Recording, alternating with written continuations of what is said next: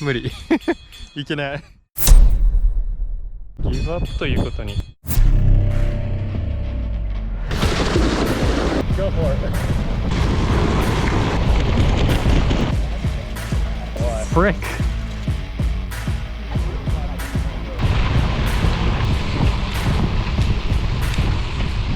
Hey, Kaiza here, and this is my race highlight video for the Fried Clay 200K endurance gravel race in the Chattahoochee-Oconee National Forest in Georgia.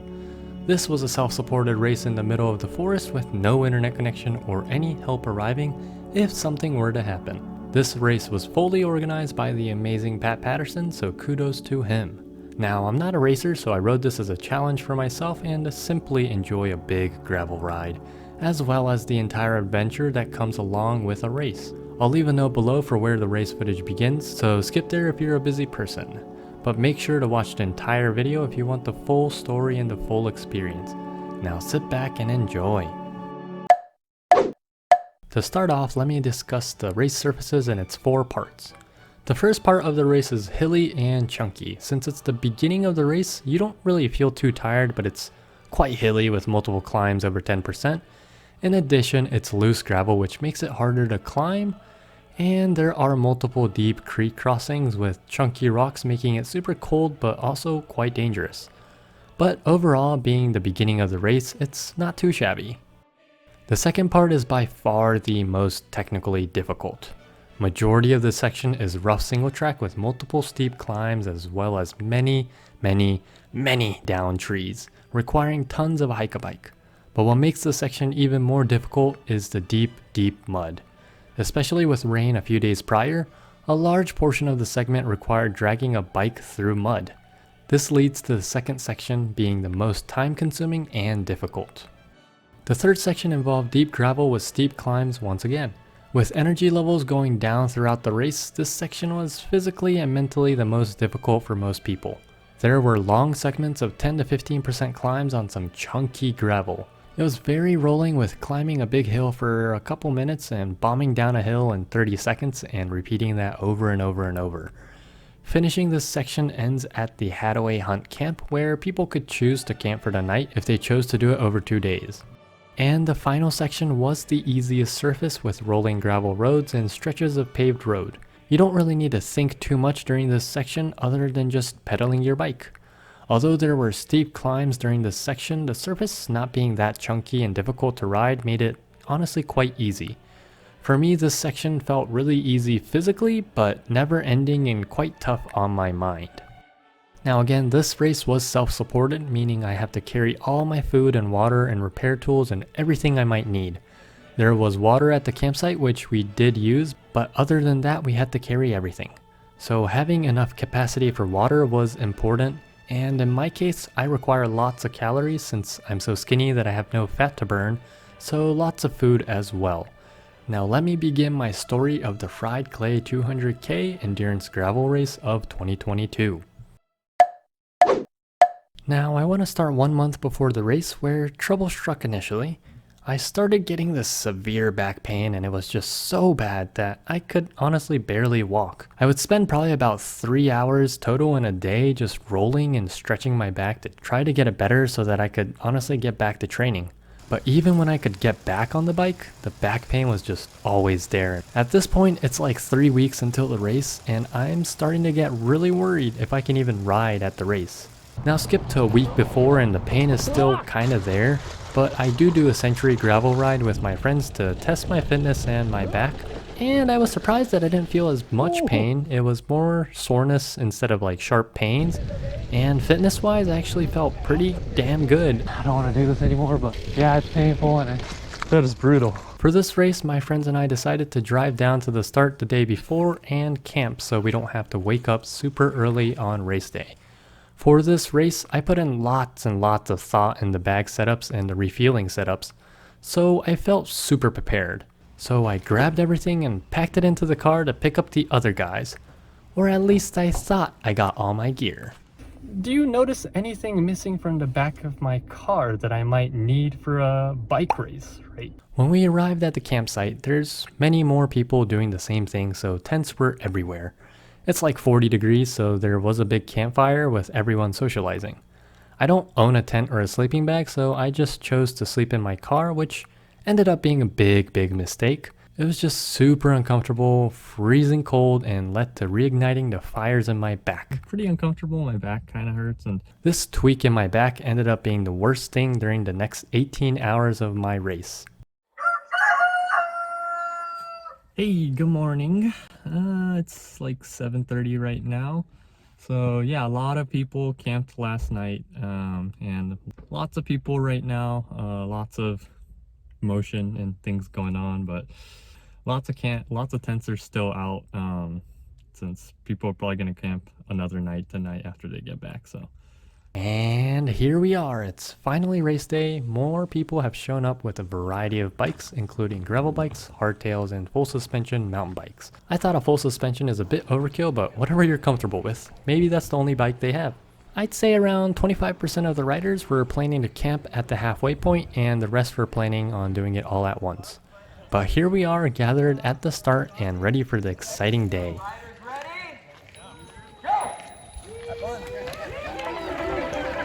I just loved how there wasn't even a countdown. Pat just suddenly yells, "Go!" and the race begins.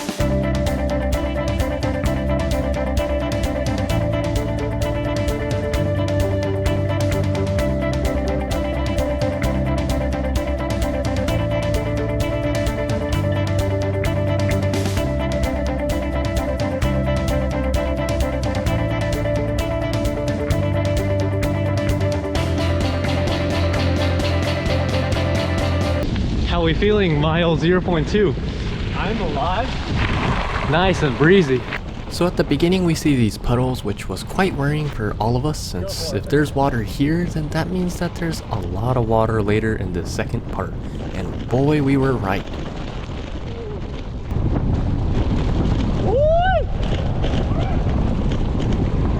For a little bit we catch up to a pack and I get to film different people, and I really wanted to stay on the pack and film different scenes, but I decided to stay with my group of friends I'm more comfortable with. Speaking of the friends, I'm riding with 3 other people today. There's Reed, who's in many of my videos, super strong rider with lots of experience riding long distances. He actually did the 420k version of this race last year, so he's taking it quite chill and easy this year. Next is Christopher. He showed up a few times in my Japanese channel, but he's also a very strong rider with great bike control. He'll just take his hands off and eat in some of the bumpiest crap we ride. And then we have Jordan, who's an awesome bike mechanic, not a super strong rider, but he definitely doesn't quit.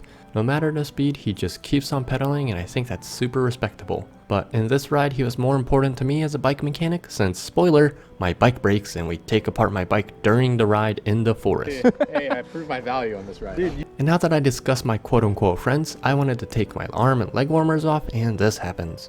Yeah, my friends won't wait for me to take my arm warmers and leg warmers for like a couple minutes, so here we chase them, I guess.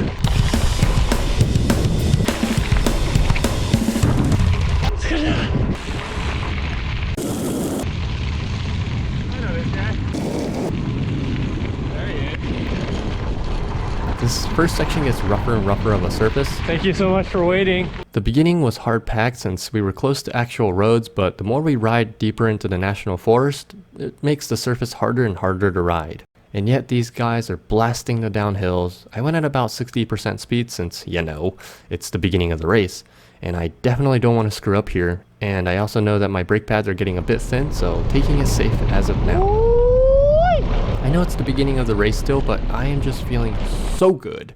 Legs feel great and my emotions are so high to be out here in the nature and just riding. And as I say that, we get to a road. Let me talk about the wind today. It was fantastically brutal. The wind hit around 20 miles per hour, so any open area without tree coverage was just brutal, and not to say quite cold as well. But yeah, any open area like this, I just get super small and pedal hard to just get out of it. Nice old hill.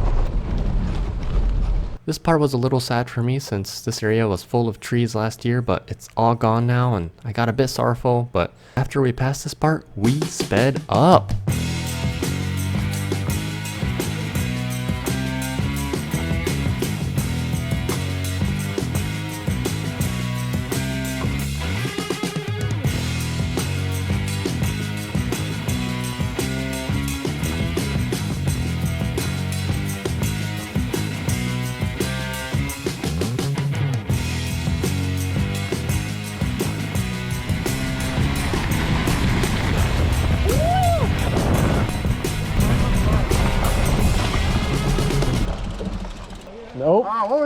hell was that? We wanted to show.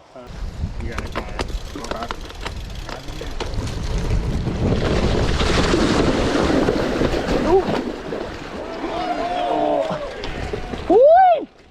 Oh, that was sketchy in the middle. Yeah. Yeah, Reed. Let's go. Super easy, wow. You gotta keep pedaling, keep pedaling. Keep on, come on, come on. Yeah! Let's go, Chris. Go, team, go. Yes, sir. Oh no! And so we passed through a creek. Do know that it's like 50 degrees, so the water is absolutely freezing. But there's something really fun about those crossings. You're just like a child playing around. But there's a couple crossings in this area and they're all packed together, so you get wet feet all at once, which is a good thing instead of being spread out. But here's a different crossing. It's not that deep or long, so it's fine. But the biggest issue with this one is this 15% chunky gravel hill right after. It's so difficult to ride as a surface to begin with, and you add in a big hill right after flash freezing your legs. How fantastic. Now let's move on to another speedy music montage.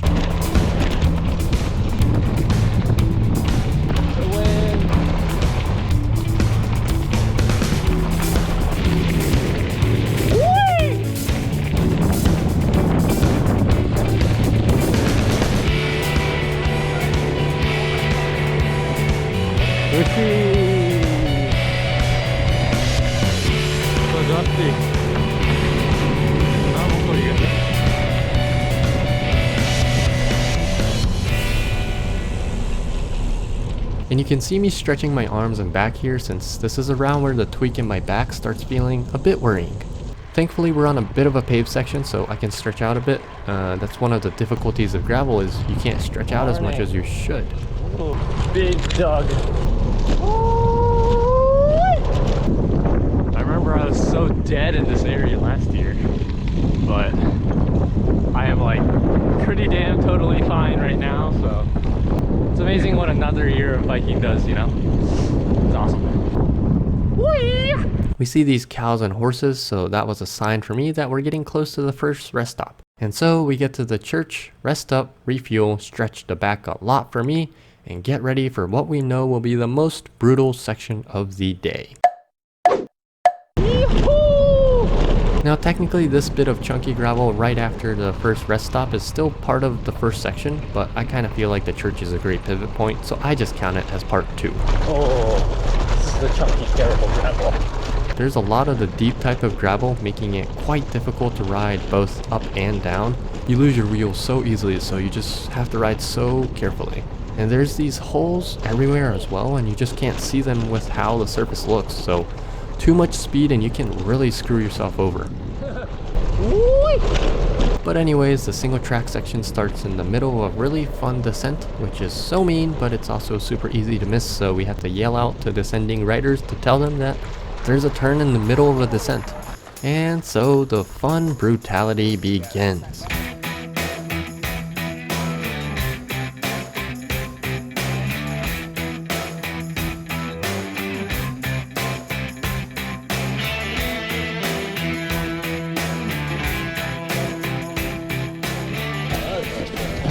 Mud, yeah. Oh no.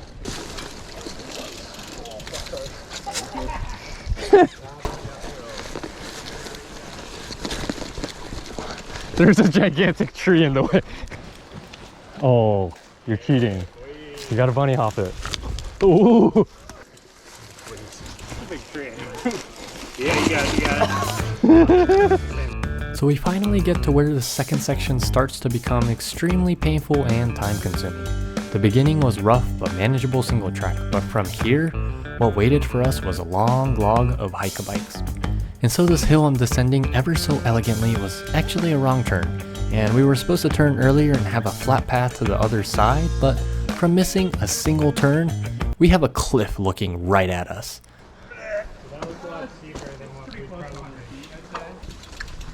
Oh shit. Like Jordan said, it's about 100 feet straight up, and we don't have lightweight road bikes. My bike, with all the water and everything, is almost 40 pounds or even more, so hiking up this cliff was quite the effort. The other trail looks completely flat. Worth it. Fuck! Why did we do this? Yeah, it's a cliff. The single track descents are even harder than gravel descents, requiring tons of focus and muscle to ride well. It looks like we're going fast, but in reality, our average speeds is pretty slow and we're taking hours to ride just a few miles. And to add on to that, I caused a major problem. Oh, something's stuck. Something's stuck. Wait. Mechanical. Uh-oh. Be careful. I'd wait. Yikes. So probably from crossing over the tree, my chain got wedged up between the frame and the chainring. Pulling in small turns didn't really do much, so I got pretty dang scared, but Jordan came up with a great idea of taking apart the crankset and taking off the chainring to fix it up. Yo. Oh, let's go, baby. Engineering. Oh man, that would have been so bad. That would have been so bad. Fuck god. This is why you ride with mechanics, huh? Yes, that's why I ride with you guys. Thanks, Jordan. Thank you so much. Hey, I proved my value on this ride. Dude, you proved your value before this. I almost died. Thanks, Jordan. Brakes immediately. Not used to batting. Oh yeah, we understand.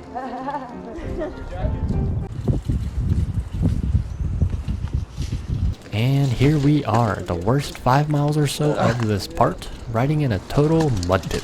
What makes it so difficult is that the bike sinks so low and creates a vacuum underneath. So you have to pull super hard to roll and drag your bike, requiring even more strength.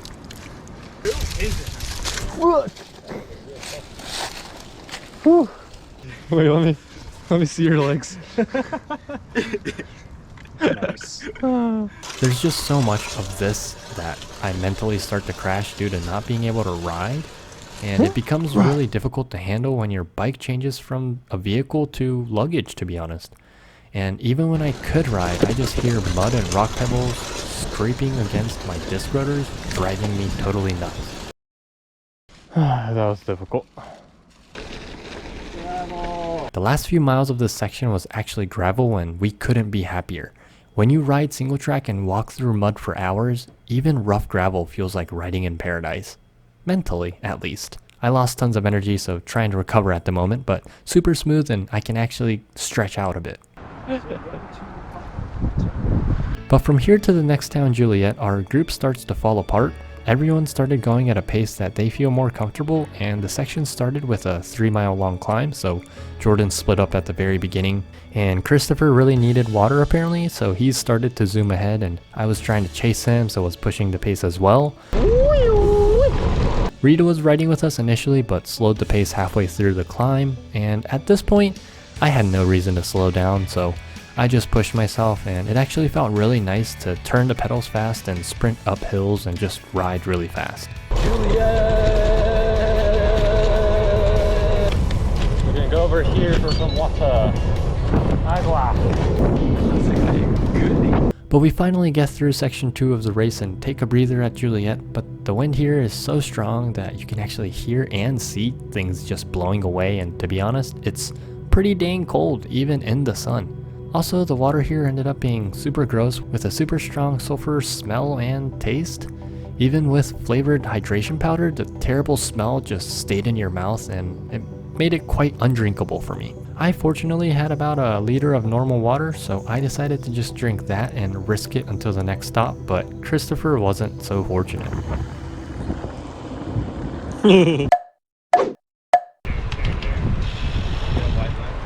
Got this, Chris? Got what? Got this. Yeah. Next 80 miles. Stay tuned. We're almost halfway there. I know, right? We're almost halfway there. Oh no. Oh, dude, I just started thinking about that part. So now we start the third part of this ride, which is quite hilly and chunky again. I would definitely take this section over the previous mud any day, but still, it's quite difficult. But this section is where the problems start to compile for me. My back is feeling quite terrible, and I rolled my back using one of my Nalgene bottles during the break, but it just wasn't something that goes away easily. So being on the bike, especially on the hoods, was really painful. So I'm doing my best to be on the tops of the bars, but I'm also not a good enough rider to just ride this kind of gravel all on the tops, since I need my brakes. Speaking of which, what makes it even worse is my brakes. I pretty much ran out of brake pads, so it just wouldn't brake much. I really would have to pull it hard to get a decent kind of brake going, and this section had very many steep descents.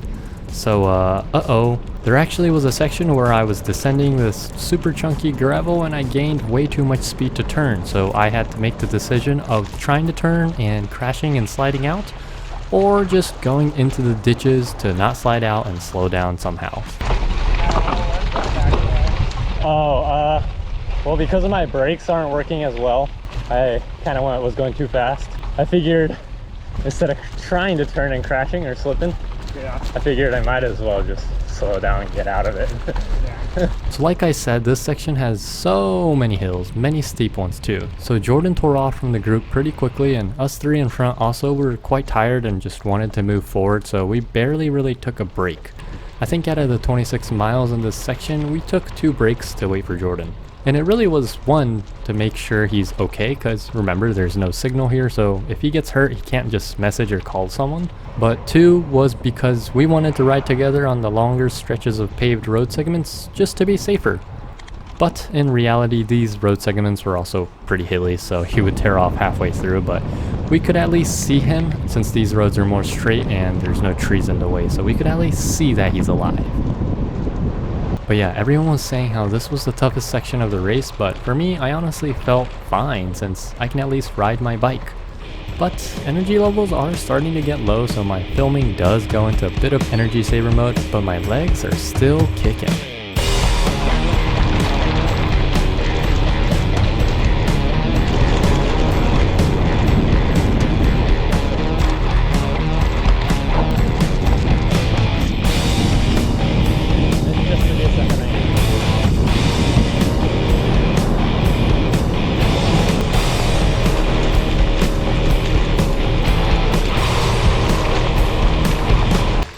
A と100キロ。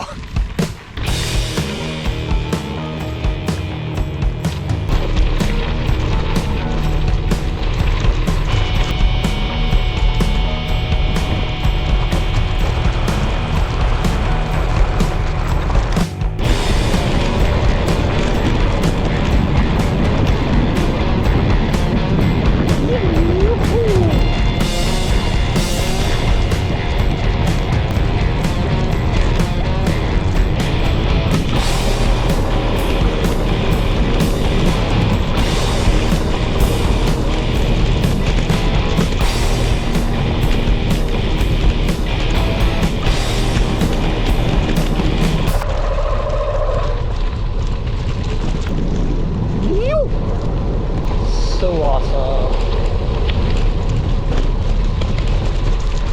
No, it's not. So pretty. So pretty and nice, and such a good mood changer, and I'm so happy right now, and it feels so great to just be outside right now and be doing this. It hurts and all, but it's just awesome to be able to be out, being capable of doing these things. And especially right now, I could climb these hills, these massive hills that I walked 100% of last year. I could climb it all. And that's like, that is the easiest identification of, you know, I'm riding better, I'm better this year, and it just makes me so happy and so glad that I'm out here. Oh. That big climb though. And so, I know this section seems short, but trust me, it was long and difficult. You don't really realize how tired you were until you rewatch your footage and find out that you barely recorded anything, but we rode lots and get to pretty much the halfway point of the race, and yeah, I know it's getting dark, we're about 10 hours in. But here we are at Hadaway Camp, and Pat provided us with some much needed water and some food, so we reset and move on to the last part of the race. Onward. Oh look, it's where I called it last year. So we have around 65 miles left until the end of the race. You can tell the sun is really starting to set with around 30 minutes left of sunlight left here. So I'm really prepping myself mentally to be riding in the darkness for a long time. And this isn't like night rides in the city where lights are here and there. It's total darkness and silence other than your bikes. And the significant amount of wind actually. But I was more scared due to the surface. I've never ridden gravel in the darkness actually, so I was hoping, really hoping it's not super chunky or anything difficult. Car up! We're riding lots of rolling hills, but it's feeling super good. I really found out more about myself over these longer rides recently. I seem to get a very long second burst of energy after my first, oh shit, can I do this phase? What a beautiful day! Back in the single track and mud, I was feeling this darkness and heaviness in my body. A lot of doubt on whether I can and should finish. The same feeling I get on longer rides, and that's where I typically end a ride. But through these longer gravel rides recently, I found out that I get a pretty long stretch of energy after overcoming those negative thoughts. The amount of fun and enjoyment I would get continuing to ride after those dark phases was honestly immeasurable. Like, yes, I'm still physically tired and my back is morphed into a different shape from the pain, but I'm still smiling. I can still enjoy the ride because I already overcame the larger hardships within my mind. Well, we got 50 miles to go, yeah. Easy. 50 miles gets dark. Woo-yee! Easy. Just finished warming up. Past 80 miles is a warm-up. First thing about But anyways, back to the ride. Since darkness is approaching, I don't record much since low light, but the most difficult thing about riding gravel in the dark wasn't the surface or wind or cold.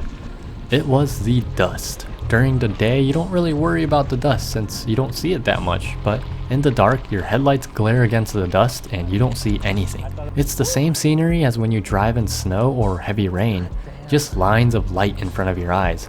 So that was absolutely terrifying to me, and since I couldn't see anything, I just had to trust the other guys' lines. And speaking of the guys, we all kind of went silent, other guys with their own music and me listening to nature. But there was this one situation where Christopher, Reed, and I started to speed up without realizing it, and we just hear in the background, "Guys, where'd you go?"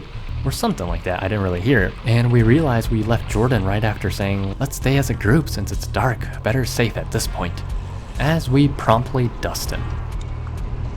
I think my brain started to short circuit with around 30 miles left since you just have to concentrate so much while riding gravel. I don't think I was mentally dying due to the physical exertion, but more just brain tired. Hurry up, finish.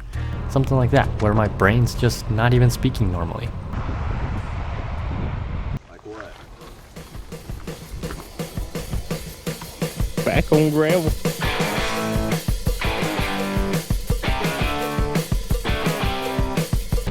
Yes, sir. But anyways, after about 6 hours of riding in the total darkness, we finally arrived at the goal at 2 a.m, safe and sound. Woo! I was freezing cold, so I immediately go put on about 4 jackets, followed with an hour of constant eating, probably about 1,500 calories or more, all while the other guys immediately went to sleep. The next morning sunshine hits as we pack up and head out of camp, or so we thought. Me being the mechanical guy has to end with another one with a dead car battery, probably from having the lights on for an hour as I ate non-stop the night before. And we're on. So we jump that boy and head off to a Waffle House to finish off our 2022 Fried Clay 200K Endurance Gravel Race Adventure. Thanks so much for watching, and please like and subscribe if you watched until here. See you next time.